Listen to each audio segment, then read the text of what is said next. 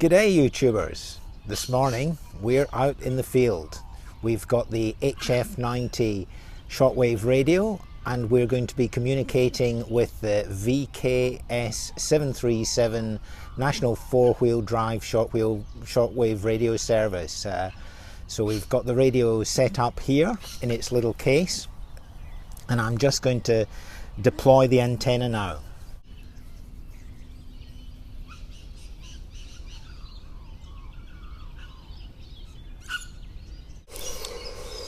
So here in this HF-90 emergency pack we have the radio itself, we have a cell call microphone here, inside the box there's a loudspeaker, a 12 volt 7 ampere hour battery, a light force 12 volt 240 volt charger, and up the tree we've got the spooled out antenna. This is a matching transformer. It's a 1:9 impedance matching transformer, goes up to about 450 ohms, and that feeds to the wire antenna.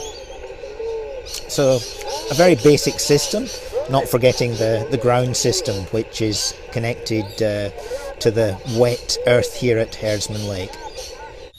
So here we have the spool of antenna wire. It's actually about 35 meters long, and it's effectively a stealth antenna. You can hardly see the wire there. Very thin and easily concealed. A lot of it goes on to this relatively tiny spool.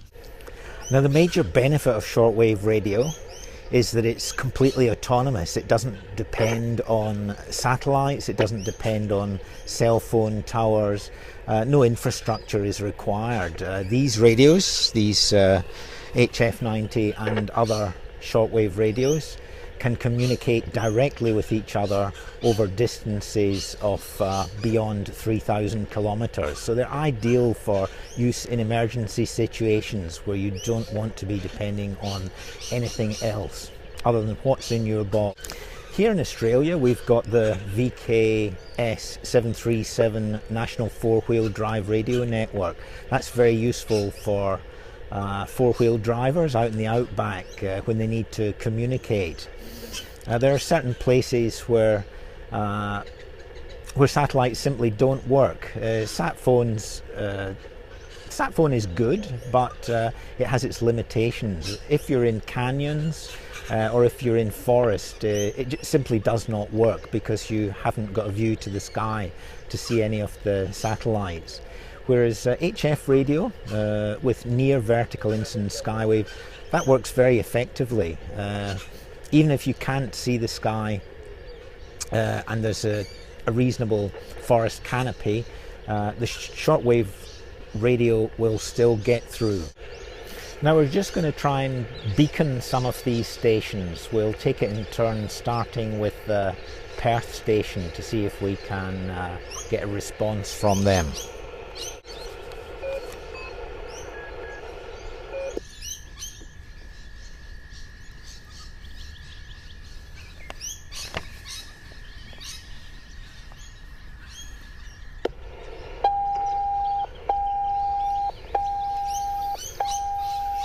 So there we are, a very strong revertive from the Perth station on the 5455 frequency. So we'll try Meekathara now.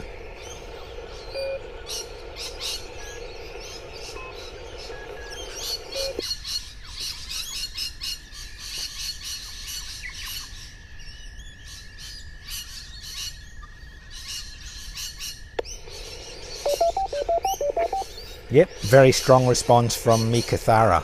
We'll go a little bit north to Port Hedland. Probably won't get them at this time of day.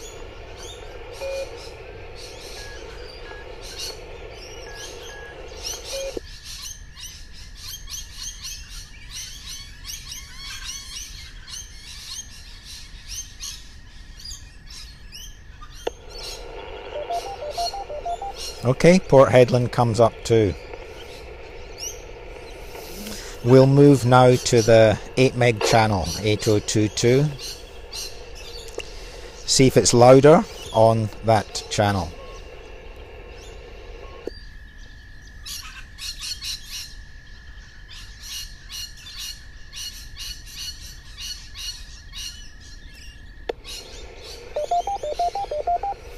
Yeah, as expected, it's a longer way away, and so it's a bit stronger on the 8 meg. But if we go back to Meekathara, it's probable that we won't be able to raise it on 8 megs.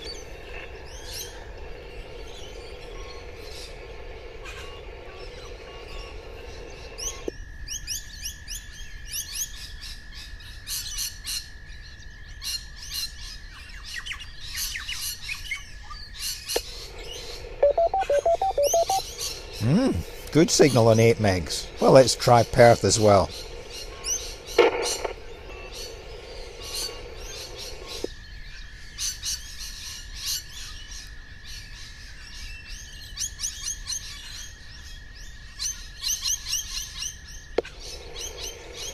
And not surprisingly, because we're very close to Perth at Herdsman Lake, there's no response. So that's the HF-90 in beacon mode. We were a little too late this morning to catch the sked. We'll maybe try that another morning. Good morning, YouTubers out there in Radio Land. Today we've got this HF-90 radio here, shortwave radio, and we're going to call up the National Four-Wheel Drive Radio Service. That's a radio service in Australia, designed specifically for four-wheel drivers who are driving all around Australia in very remote areas. Every morning and every evening there's a sked or schedule where you can call up base stations that are located all around Australia and report your position, report where you're going to be tomorrow, and update them as to any problems you've been having along the way. You can also use it as an emergency service at any time of the day using the cell call. So it's a very useful service, and we're going to call in this morning to either the Perth or the Meekathara station. Good morning, this is VKS737 on Meekathara base, channel 2.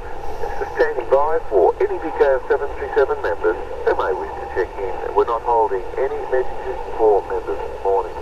Invitation that was calling in before. Can you please try again? Over. Meekathara base, this is mobile 1626 calling. Over. Mobile 1626. That's Roderick. How are you this morning, and whereabouts are you? Very good, thank you. I'm actually doing a radio check at Herdsman Lake. I've got my QMAC portable set up here, just checking that it's functioning correctly. Over.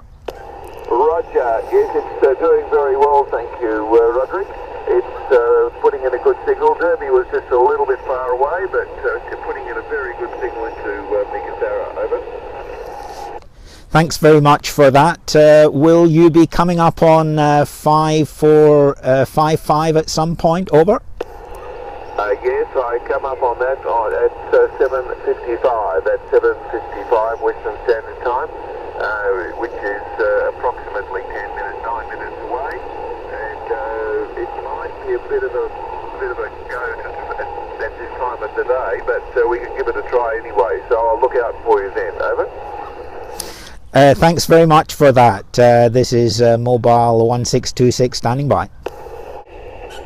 That noise we can hear is originating in Indonesia. That's probably some Indonesian military jamming station. HF radio is much used in Indonesia because it's such a large archipelago, and there are many remote communities that use it for point-to-point communication. So now we change to 5455 kilohertz. Is VKS737 Meekathara base standing by on channel 1 for any VKS737 members who may wish to check in. Mobile 1626 calling Meekathara base. Over. Mobile 1626, yes, getting you you again there, loud and clear, Roderick. And how do we sound? Over? Yeah, you're very strong here. I'll just stick my signal strength meter on. Stand by.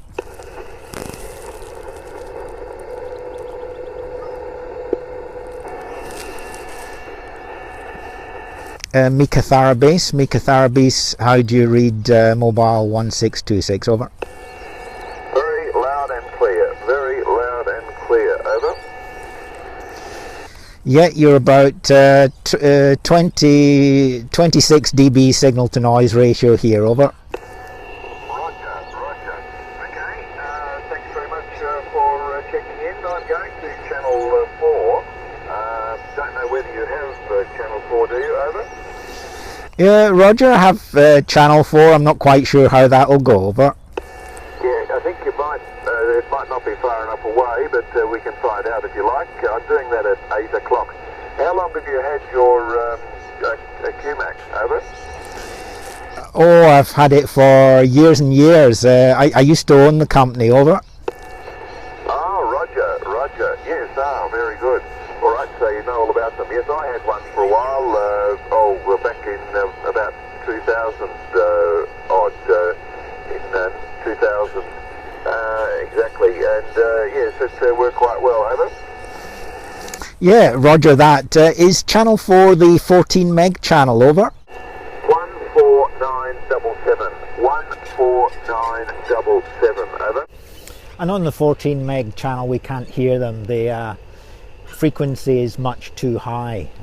The skip is such that the signal goes right over the top and won't come in from Meekathara. So that's our experiment over for today.